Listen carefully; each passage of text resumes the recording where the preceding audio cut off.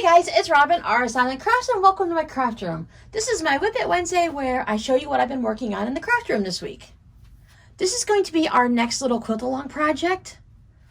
I am calling it the Leaning Tower of Blocks, and you're going to get more information on this on Friday's video. But what I really love about this is, as you can see, everything kind of goes like this. So nothing has to be perfectly straight. You're not matching up any of the seams in the corners. You don't have to worry about getting all like a 4-patch all in one spot. This just kind of flows like this and you don't even have to worry about it. So it's great for a beginner. It's a great quick project. I think once I got everything done, it only took me it was less than an hour, maybe 45 minutes to sew the whole top together. This will probably be something like a month-long project, give or take a week or so. And I thought it'd be really great for beginners to see it from the beginning to the end. I get a lot of comments and emails and stuff asking about how to start a quilt and this part of the quilt and what do you do here and how do you make these decisions. So I thought I'd just go ahead and take you guys through the process and how I do it. It's like Robin, I just do what works for me. And I hope that you guys can get a little bit of information and some encouragement and then just do what works for you. Now, one of the fun things that I worked on this week is the Jellyfish fabric postcards. I did make 15 of them, and I'm going to insert a little video here about them. I kind of really loved the backs of these too. I just wanted to show you what they look like after I quilted them. Little free motion quilting. Oh, this one here is fun too. You can tell I ran out of bobbin thread, so you've got some blue, and then I switched over to a dark gray. It all works. Some of them are really nice and cool looking, and other ones you can tell where I doubled back and made messes. But they're all fun. Now to add the backs. Now with the fabric postcard swap over on Instagram, I signed up to do the 5 bonus ones. I really don't understand what it was, whether it was going to be for angels or if you're just signed up to get 5 extra because you really enjoy what you're doing. So anyway, I signed up for 5 extra and I made 15. So these are basically what the jellyfish look like, right? They're going to be on the side like this. I'm going to go ahead and turn these around and then I'll give you a good close-up of them.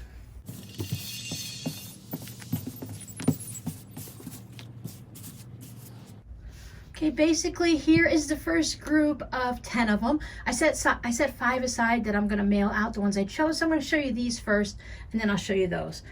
And I'm going to put a link down below to the YouTube video that I followed for this. I saw this, I found this lady on Instagram through this swap, and she started making some YouTube videos for fabric postcards.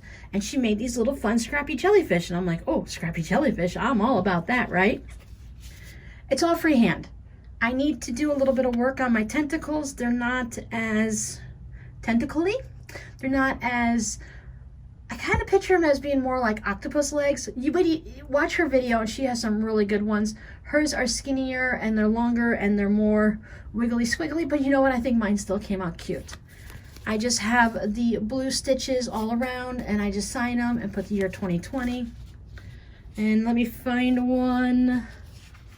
Let's look at this guy. So there's that little feathery type stitch that I use. I did like she did, and I did some little echo ones in there, so they're kind of like in the shadows or invisible or whatever. And I have them cross over, and I had so much fun doing them. I think they look really great on the dark fabric, but then they look pretty darn good on the blue one too. So these are those 10. I just made doubles of the fabrics and stuff like that. Some have more than 2 or whatever, but I tried to make each one individual. So these are the 5 that are going out. So there's one. This one came out really good. I think the tentacles are wiggling and squiggling nicely. They're flowing in the water like it's actually swimming. These guys are just kind of floating. When I laid it all out and I started getting it set up and doing an assembly line process, I was going to have half the jellyfish go this way and half this way, and yet most of them are all standing up straight. I think this might be the only guy that's going that way.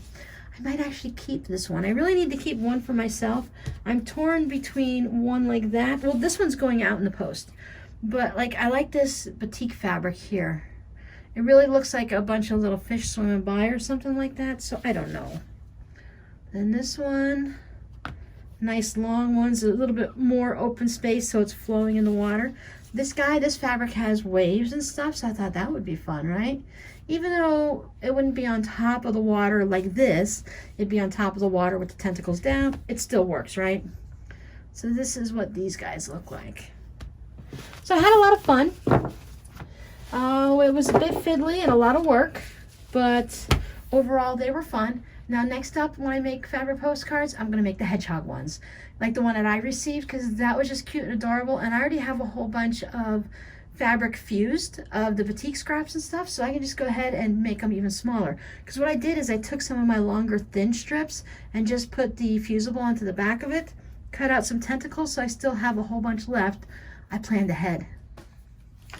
You see how I'm just strategically placing something on that light spot? This happens to be the dark corner of the room, but it's the best place to have everything laid out. So I have an overhead. I have those lamps where they have those arms that come down like this, and the overhead lights, so we do get some shadows, and we get those little bright reflection spots. But anyhow, I digress. I have worked on Robbie's sock. This is the second one. The first one's still sitting in the same spot, right at the halfway point of the heel. I have done several little rounds on this.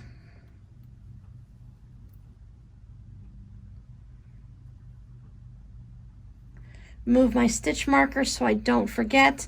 I need to do 80 rounds for his legs, so from this point I need to do 80, and it looks like there's probably about 12 or 15 there, so I have quite a bit to go. If I have time to just sit and knit uninterrupted, I can usually get several rows on and get a good few inches, but it just hasn't been my project right now because I've been doing this. I am still working on the hat by Andrea Mowry. This is the Honey Study hat, and it's the one with the cables. 4 groups of cables that go all the way around. This has worked out really great. I have been using this for a while now, and it's a very enjoyable little cable hook. I can put the stitches down here and then do the knitting that I need to, and then I'm able to easily just get it right back onto the needles. So thank you very much for the person that sent these. This has been working perfectly for me.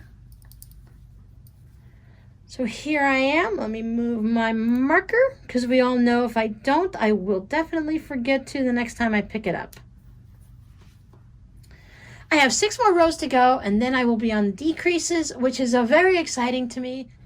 I think I have 6 more rounds to go. Yes, I'm at the beginning. I have this fun little stitch marker at the beginning. It's my favorite one. I love these ones that dangle like this. Anyway, I have 6 more rows to go, then I'll start the decreases, and it better go much faster because there's less stitches on it. I don't know how fast it decreases, but it's going to be fun. It'll be interesting because you have to decrease in pattern, so you have to keep the cables going and you have to keep the brioche stitch going. This is a honeycomb brioche. So that's going to be interesting to see how all that works. This already has a lot of purl 2 togethers and stuff like that, so it'll probably just interchange in with it. It's the very first time I've ever done brioche, so that's what's been taking me a long time on this hat.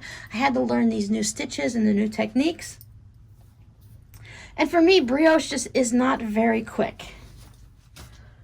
Now that is all that I have been working on this week. I don't think I worked on any type of super secret projects, but I did receive a little gift in the mail.